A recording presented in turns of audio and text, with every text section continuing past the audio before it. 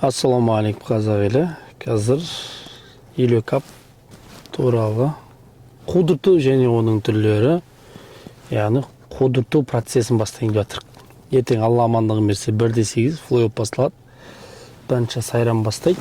Яғни сайран туралы көп ештеңе айтпаймын. Енді өзім сайранмен жүріп жатқан жерде ол жағын қудыртпай қояйын. Алюрдан бастап кетейік сразу. Ертең алюр альянс қыран дейді. Алюр өтеді деп тұрмын дальше 1/4-ке. Байкал Ома. Байкал ойындарын көрмедім. Ома ойнап тұр. Жалпы менің көзқарасым бойынша Ома өтеді деп тұрмын. Одан кейін РБ Арман, Бексұлтан РБ Арман өтеді деп тұрмын.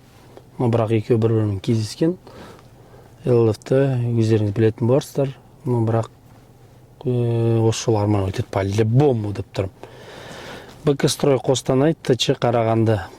Ойындарын Қарағанды, БК-стройның ойындарын көрмедім, бірақ ТЧ Қарағанды ойынын көрдім, ТЧ Қарағанды өтеді деп тұрмын. Жахан Атырау, Прогресс Қарағанды. Прогресс Қарағандының ойынын көрмедім, бірақ менің көзқарасым бойынша Жахан Атырау өтеді. Ең қиын ойын, табуға да қиын 50-50 десек те болады. Ол ойын БЕМ Қызылорда, Қызылту осы ойын кішкене қинап жүрттір. Мені БЕМ Қызылордада болайықшы осы жерде. Осы жерде қателесіп кетуі мүмкін примерно. Енді мен айтқан бола бермейді енді. Бірақ мен көзқарасым бойынша. Одан кейін BI групп дода. BI групп өтіп тұр деп тұрық. 1/8 ойындары примерно осылай деп тұрмын енді.